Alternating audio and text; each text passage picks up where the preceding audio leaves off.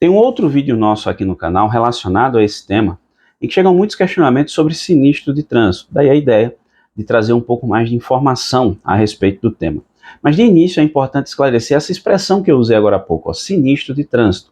Até um tempo atrás, a expressão utilizada para definir isso seria acidente de trânsito, que a gente está a vida toda acostumado a chamar, inclusive, não é? Só que em 2020 a ABNT publicou uma norma técnica fazendo uma substituição, uma atualização dessa expressão acidente de trânsito por sinistro de trânsito. Mas isso para fins de construção de pareceres, relatórios, enfim, questões técnicas relacionadas ao tema. Somente em 2023, junho de 2023 para ser mais exato, quando a Lei 14.599 entrou em vigor, alterou todos os dispositivos do CTB que tinha a expressão acidente e suas variações, a exemplo de acidentado, por sinistro e suas variações como sinistrado. Portanto, desde então, tanto tecnicamente quanto legalmente, o correto é chamar sinistro de trânsito. Claro que a vida toda a gente chamou acidente, demora um pouquinho para você se habituar, você se acostumar, mas o correto é utilizar essa expressão sinistro de trânsito. Então, feita essa consideração inicial, eu explico para vocês primeiro o sinistro de trânsito sem vítima, que é o mais comum, na verdade, e é a principal dúvida do pessoal aqui no canal. No caso de um sinistro de trânsito sem vítima, em que tivemos ali apenas danos materiais nos veículos envolvidos, como é que funciona? Olha, você vai precisar produzir provas, não é? E retirar o veículo do local, se for possível o deslocamento dele, a locomoção dele. Mas por que retirar o veículo do local? Porque, curiosamente, nós temos uma infração nesse sentido. Aquele veículo que se envolve em um sinistro de trânsito sem vítima e permanece no local, comprometendo ou prejudicando a segurança ou a fluidez do trânsito, ele está cometendo uma infração. O que seria comprometer a segurança? É o risco de um outro sinistro. O que seria comprometer a fluidez? É a lentidão do trânsito no local, o prejuízo na livre circulação. Nessa situação, a agente da autoridade de trânsito chegando no local e constatando isso, ele vai lavrar um auto de infração com base no artigo 178 do CTB. Essa é a referência, essa é a infração relacionada ao tema, justamente por deixar de retirar o veículo dessa situação.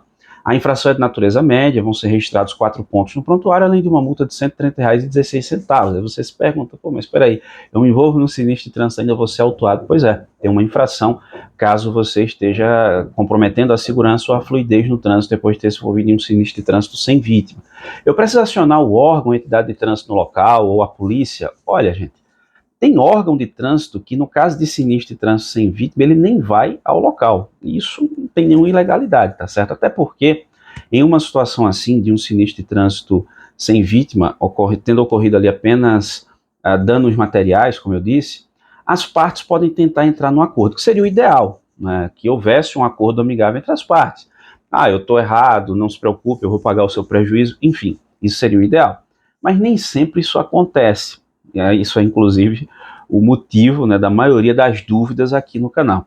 Às vezes as pessoas deixam um breve relato do ocorrido e me questionam, olha, aconteceu isso, isso, isso, de quem é a culpa? E não tenho como apontar um culpado numa situação como essa, não posso opinar sem ter um detalhamento ali dos fatos. Inclusive eu deixo um link na descrição desse vídeo com mais informações a respeito, caso você tenha interesse. Dá uma procurada aí na descrição, lá no final, embaixo aqui do vídeo, depois que você assistir ele, e dá uma conferida nessas informações a respeito do tema, talvez possam ser úteis para você. Então, assim, em situações como essa, o que eu tenho orientado o pessoal nos vídeos aqui no canal que de algum modo se relacionam com esse tema sinistro de trânsito? Olha, se houver um acordo amigável entre as partes, ótimo, isso é o ideal. Mas se não houver esse acordo amigável entre as partes, então aquela pessoa que se sente prejudicada, fulano é que bateu no meu carro. Bom, então produza provas, reúna as provas e procure o juizado especial civil na sua cidade e questione judicialmente, para que o juiz determine que aquela pessoa pague o seu prejuízo, a pessoa que lhe causou o prejuízo, pague esse prejuízo. Tá certo? Você precisa juntar provas e procurar o juizado especial civil da sua cidade. Em razão das circunstâncias, é lá que a questão deve ser discutida, tá certo? Faço uma outra ressalva aqui muito importante, tá certo? Duas, melhor dizendo. A primeira delas, se eu me envolvo em um sinistro de trânsito, houve uma infração? Não necessariamente. Nem todo sinistro tem uma infração. É claro que o agente da autoridade de trânsito, quando chegar no local em que ocorreu um sinistro de trânsito, ele pode constatar algum tipo de irregularidade. Por exemplo, um dos veículos envolvidos não está devidamente licenciado. Então, mesmo sem ter presenciado aquele veículo ser conduzido, o próprio Manual Brasileiro de Fiscalização do Trânsito ele permite que o agente da autoridade de trânsito, desde que tenha elementos de convicção suficientes, que não deixem dúvida de que a irregularidade ocorreu, aí ele poderia lavrar o auto de infração. Essa é a primeira observação, mas não necessariamente houve uma infração de trânsito. Ou às vezes até houve, mas é uma situação em que o agente não teve como constatar, porque não estava no local, e quando chegou não tinha elementos de convicção suficientes para que ficasse claro o cometimento da infração e ele fizesse a autuação. Segunda observação que eu faço a esse respeito é a seguinte, olha, e se for um condutor inabilitado que se envolveu no sinistro? Uma das partes é um condutor que não possui habilitação, até já fiz vídeo no canal falando especificamente sobre isso, mas reunindo essas informações todas nesse vídeo aqui, faço esse comentário também. Seguinte, imagina, o fato dessa pessoa não ter habilitação já presume que ele é o responsável pelo ocorrido? A resposta é não. Por mais estranho que possa parecer, ou por mais que você, no primeiro momento, aí me ouvindo essa resposta, você discorde de mim, não é bem assim não. Vou explicar por quê. Veja, imagine que eu sou habilitado, né, venho conduzindo o meu veículo, e eu avancei um sinal vermelho. Estou apressado, estou distraído, enfim, avancei um sinal vermelho do semáforo, e colidi com outro veículo. E esse outro veículo é conduzido por uma pessoa que não possui habilitação. Quem foi o responsável pelo ocorrido? Eu, que avancei o sinal vermelho do semáforo. Aí de repente você está desse lado, tenho certeza que você pensou isso. Mas o cara nem deveria estar dirigindo. E você está certo. Ele nem deveria estar dirigindo, mas ele está.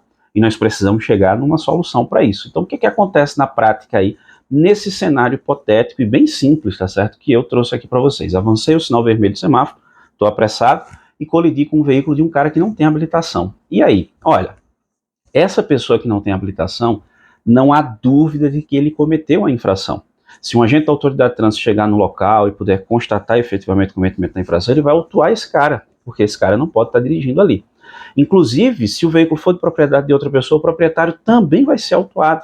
E nesse caso, se o proprietário for habilitado, ele leva 7 pontos na carteira. E detalhe, tem a multa de R$ 880 por dirigir sem possuir habilitação, e o proprietário também, né, se for outra pessoa, mais uma multa de R$ 880 para ele. E eu, que avancei o sinal vermelho, eu tenho o dever de reparar o dano, de reparar o prejuízo que eu causei, pagar pelo prejuízo que eu causei a essa pessoa. Eu dei um prejuízo ali no carro dele, sei lá, vou chutar aí, R$ 2.000. Então eu tenho o dever de reparar todo o prejuízo que eu causei. Mas ele não tinha habilitação, não deveria estar ali, por isso que ele deve ser autuado. Mas quem deu causa ao ocorrido fui eu, por isso que eu é que devo ser responsabilizado por isso, tá certo? Então, esses são os comentários em relação ao sinistro de trânsito sem vítima. Já em relação ao sinistro de trânsito com vítima, aí nós temos a possibilidade de responsabilidade administrativa, como eu já mencionei, que é a infração de trânsito, se for possível constatar. Nós temos ainda a possibilidade de se reparar o dano causado, pagar pelo prejuízo, conforme o caso, e surge também a possibilidade de uma responsabilização criminal, conforme o caso. Aí existem vários crimes possíveis aí, como por exemplo o homicídio na direção do veículo automotor, homicídio culposo, lá no artigo 302, o do 303, que é a lesão corporal culposa na direção do veículo automotor, aí tem umas regras para que esse processo siga. Tem a possibilidade ainda do 304, que é o crime de omissão de socorro, que pode existir de forma autônoma ou como causa de aumento de pena dos dois primeiros, homicídio e a lesão corporal. Tem o 305, que é o fugir da responsabilidade civil ou criminal. Temos o 306, que é dirigir com a capacidade psicomotora alterada em razão de influência de álcool, por exemplo. É possível também. Eu destaco ainda o 308, que é o de participar de competição esportiva não autorizada, disputa racha, popularmente falando, né, que pode ter trazido ali algum tipo de vítima ou não, aí tem causa de aumento de pena, enfim.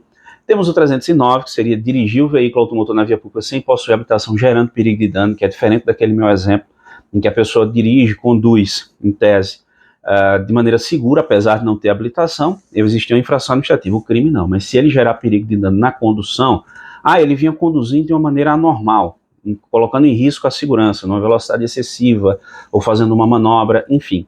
Aí, nesse caso, além da infração administrativa por não ter habilitação, tem um crime e provavelmente, aí estou levantando a hipótese, ele pode ser o responsável também pelo ocorrido. Ele também seria responsabilizado pelo ocorrido, no âmbito civil, né? Nesse caso, ele também poderia ser responsabilizado.